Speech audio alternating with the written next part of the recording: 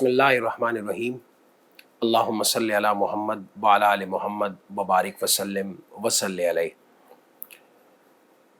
By the grace of Allah subhanahu wa ta'ala, today we are starting with the Tafseer or commentary of the Holy Quran and that of its first chapter, Surah Al-Fatiha. Now the very first phrase of this chapter is Alhamdulillahi Rabbil Alameen, which is called the first verse of chapter Al-Fatiha. And as far as the first word of this chapter is concerned, that is Alhamdu. Alhamdu, it means praise. The translation of the entire phrase is praise be to Almighty Allah, who is the Lord and cherisher of the worlds.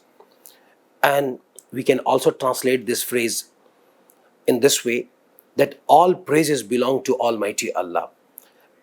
That whatever it is praised in this entire universe, that praise directly or indirectly goes back to Almighty Allah, because each and everything that exists here is the creation of Allah subhanahu wa ta'ala.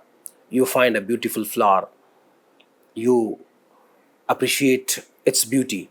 You find something or someone, a beautiful personality, you appreciate him or her.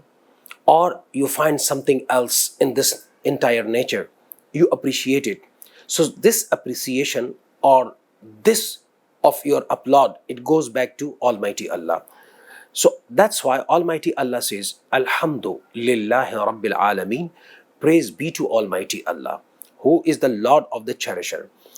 What this praise is, basically this word Alhamdu, it combines two meanings.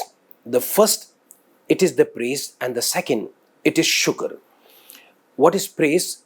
What is now, the hamd? Whatever you appreciate, whatever good you find before yourself, so you have to say Alhamdulillah. And now when you realize that someone has burdened you with different blessings and he has fulfilled all your needs and necessities, so if you are a sensible person, definitely you will say thank you to that person. And if we think over our own existence, what we find that all the times the entire nature where we live, this world where we exist, and whatever the blessings of Almighty Allah in different forms and in different formats, they are there to fulfill our needs and necessities all the times. Air is there to breathe, water is there to quench our thirst, food is there to fulfill our need or to remove our hunger, and likewise, all other needs are there. So we need to turn to Almighty Allah in thankfulness. So sometimes a person thinks that how to be thankful to Almighty Allah, how to be grateful to Him and to His boons and blessings. So Almighty Allah has taught us the way to say Alhamdulillah. That's why when somebody asks you, so being a Muslim, it is very much necessary for us to know to say Alhamdulillah. That how are you? Alhamdulillah. If we just say okay and fine, so it means that still the answer is incomplete from the Islamic perspective. We are supposed to say Alhamdulillah.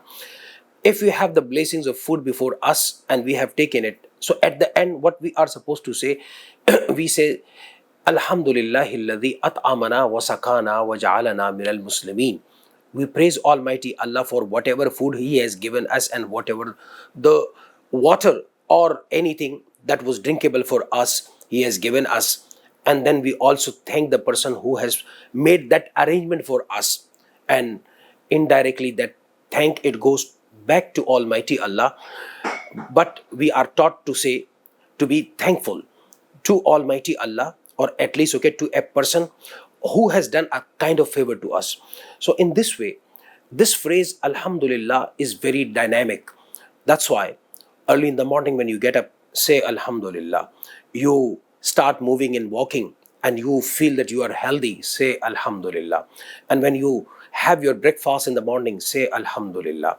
And when you get ready for your job, for your office, maybe for your learnings, or maybe okay for your university, college, school, or any other institution where you are going, say Alhamdulillah. When you reach there, say Alhamdulillah. When you start doing your work, your job, you are fulfilling your job description, say Alhamdulillah. And when the job is done, say Alhamdulillah.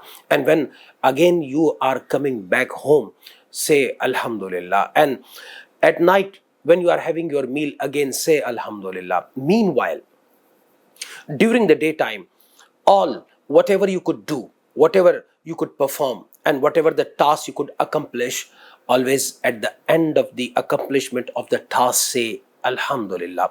When you show this attitude, it means that you are very much grateful to Almighty Allah, and the principle of Almighty Allah is there set by himself, and he says la in shakartum la azidannakum, that if you return to him in thankful attitude, in grateful attitude, Almighty Allah is going to multiply. He will increase the blessings he has given you.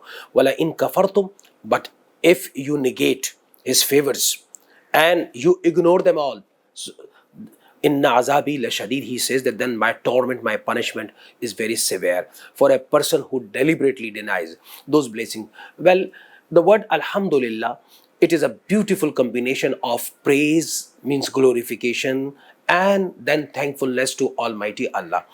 Now, the very important message we learn from this first word of the Holy Quran, Alhamdu, that sometimes the learned people, or maybe those people who depend upon their reason for each and everything, the question can come in their mind and can ask that why to praise Almighty Allah. Though I have explained little bit, but if someone says that why to praise him, so the answer is very simple, and you can easily find this answer if you go on reading this Surah Al-Fatiha. Well, still there is another aspect of answering this question, and that is that always a thing or a person is appreciated, is glorified or praised for the innate quality and for the innate perfection. And the second thing is that if the manifestation of that person, or maybe the work of that person, which looks easier to us to see, watch and observe, it seems perfect, we have to praise that person and that work. Like a carpenter, he comes and makes different wooden items, and when we find those wooden items very beautiful in its making, so what we do, this is something very natural, that we say, oh, so beautiful and so nice. So we appreciate the carpenter, we appreciate the maker. So as far as the perfection of Almighty Allah is concerned, he is not like the human being, because despite having perfection, or despite looking like a perfect person, nobody is perfect in this world, in this universe. And any work which looks very perfect, still it has got some defects. But with respect to the work and personality of Almighty Allah, we believe in him is all perfect and free from every minute and single defect, and whatever he has created is also free from any kind of mistakes, errors, defects or faults. That's why the praise and all the praises belong to him and him alone, and that's why we say Alhamdulillah. And likewise we say Alhamdulillah, since we have learned the meaning of Alhamdu. The first meaning is what? It is to praise Almighty Allah, and the second meaning, it is to pay tribute to the blessings Almighty Allah has given us. So the manners and etiquettes in Islam to make dua or supplication to him is what? That we do not directly start our prayer. Rather, we are taught in this chapter of the Holy Quran how to make our supplication to Almighty Allah. This is to start and begin it with, to begin our duas with the word alhamdu means by praising Almighty Allah. How we will praise Him for different kinds of du'as, we will inshallah learn in the next episode. May Almighty Allah bless us all and give us a strength to understand the meaning of Surah Al-Fatiha and to practice upon the teachings we learn from this chapter of the Holy Quran. Ameen.